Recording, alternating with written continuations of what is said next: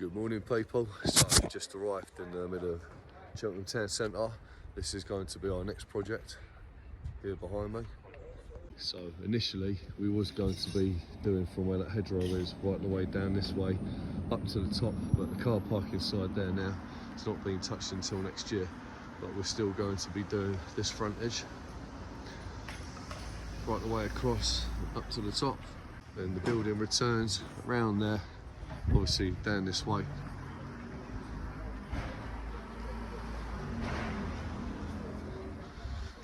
In that stairwell, around there, all of this, all of that, this bit, over this garden wall, returns down that way, and then back to here where the building changes colour. So it's another fair sized job for us to do. Another nice one in the town centre. So I'll get a couple of banners on the front and it will make it looking nice and smart. So I'm going to get some kit off the lorry now, start lacing out and get on with it. We're at the moment with it. Base lift up nearly. Done a bit of fiddling around and marking it. Had to drop some loose down into the stairwell. Make sure that it's not a headbanger for the fire exit. Obviously I can't get a bracing down that end because of the fence, so the tuber Jack's got his hands on now. It's basically chuffing the two sides together against the walls. Happy days. Get some bolts off the lorry in a minute, start getting some handrail on. And we've got up a couple of lifts. This is where we're at the moment. So second lift run in, minus a couple of transoms. So we're going to get some bolts and rail up there in a minute, and then that'll probably be it for today. I know we haven't got a great deal done, but it's been a bit of messing around and trying to make things fit. Sent our ledger out, ready to take the lift going that way. Obviously got to build a gantry, but it's got to be big enough to accommodate a dustbin lorry. So that's 14.2 foot off the floor, and I've googled bin lorries 13.8, so it gives me 400mm play. So I'm hoping, fingers crossed, it's going to be tall enough. So this is where we're at with the scaffold at the moment. Going to be pulling off this job tomorrow, so we can go start stripping out a big temporary roof. I've got to go price up a bit of that. Loads of head clearance into the emergency exit of the building.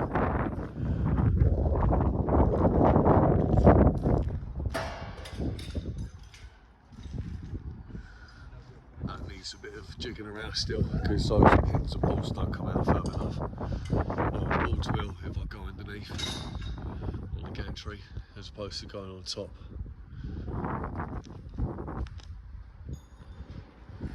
But yeah, so we ain't going to be here tomorrow.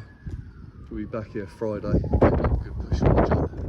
Now the base and the second lift cylinder should just fly up. So next visit, hoping to get the gantry done. Get another lift on that maybe, and get that return done round there. The painters ain't getting on this until next Thursday, I believe, so I've still got plenty of time. It's a week and a day. This video now is a continuation of Tuesday's work. This is where the scaffold was left, obviously not with all the kit stood up against it. That's what we've just brought in, got all of our buckets of fittings and stuff like that. So rather than building a gantry, which is just going to be a lot of time consuming effort, I think what we're going to do, shear plate to the walls, there and there, there and there, run a ledger off of that inside, tight, close up to the wall, drop a third leg in it, there will be our legs going up to catch the inside. Then we're going to send beams out there and on that return use an 8-metre beam for the handrail, and that will all be picked up then, that lift, and then we can continue round. I think it's going to be a lot quicker and easier than building a gantry, and that from there to there is only 12 foot, so it's an odd size gap. And obviously it means I'm either gonna have to cut down 13-foot tubes. Obviously when you're building a gantry, using tubes pinned together ain't ideal, so scrap that idea.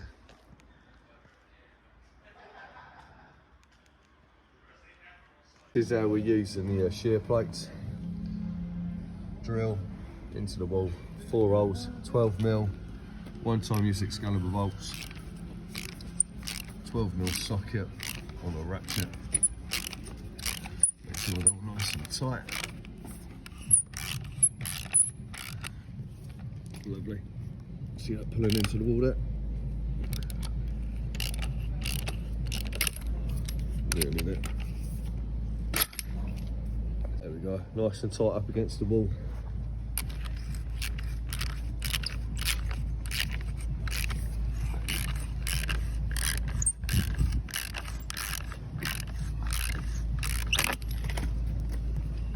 Another shear plate in the wall, got another one. So go about there. I was going to use those tread plates, but they butt up to the wall too much, so you can't get the tube on the base plate, so you're going to have to do without them. That's what we're looking like. And obviously it's going to be connected to them ledges that are sticking out. We're going to have to make that long one. Tube across the inside. Not going to time into the wall any further than that point, because obviously from that upwards it'll be butt against the wall. It'll be tied in back off the beams anyway. It's the shear plates on the wall with the standards and the ledger. So what we're going to do now, just going to use these easy fix or bones, whatever you like to call them, to come off this ledger, drop a couple of legs down. We're just going to make a temporary base lift, which will be stripped back out after, just so we can gauge height to connect up the second lift. Start getting that in, and the beams and all that. And then obviously start working on the return in a minute as well. This is what we're with at the moment. So we've got our temporary base lift in, with our standards going up so we could put our second lift in. The 6-metre beam's going to come off those standards.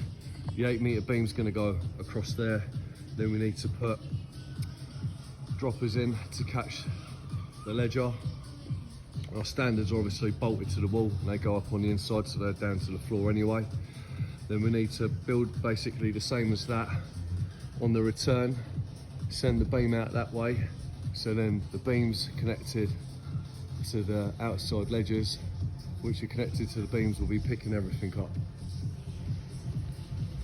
Happy days. And then after that we can strip all of this out from underneath, from the ledger downwards, so then everything will be suspended apart from the inside legs. So we've now got our beam in, coming off those 3 sets of legs, picking up that corner tube there. And now we're putting our, well, we've put our 8-metre beam in, which is going to be long enough to catch the return going that way, and our corner standard or puncheon. These legs that are touching the floor, like I said a minute ago, are going to be coming out. These long that stood up against the scaffold are going to be our puncheons or droppers, coming off those beams, picking up that ledger and taking the lifts above. So then these legs will be taken out. So then obviously after that we need to build the same again, that side, with another 6-metre beam like that, picking up the corner standard or puncheon. And then after that's all been picked up and it's all tightened up and double checked, we can then strip all this out from underneath. So this is the return. Mr. Liam up there just through the tree. This is what we're working with down in the I wouldn't call it a basement, but down in the garden area. Bit tight for space down here. It's all great. Worked in worse places, to be fair. Obviously this is a fire exit, so you've got to keep that clear. This door's clear.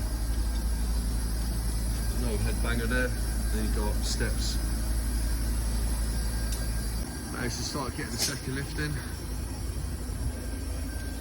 Put a couple of braces in it, trannies. once the third goes in, it'll be linked up to that. Once that's done, we can strip out that return. So this is where we're at the moment. We've now got our return in this way. So there's our brace, picking up that corner from that dropper or puncheon, check fitting underneath. And obviously it goes to the beam going that way. Got our wing brace in, wall tie. So now, things just putting a little deck of 5-foot balls in there on ball clips. Gonna get down, strip out that base, and everything will be clear from that point downwards then, so then vehicles can get past. So we're at the point now where all the beams are in, everything's picked up. So now the plan is to strip that base out from underneath and take these standards away. Then braces will come out, so it'll just be the 3 standards on the inside going to the floor, which will be left remaining. And hopefully with spot lock, all of this is supported, stays up in the air and nothing comes crashing down to the floor.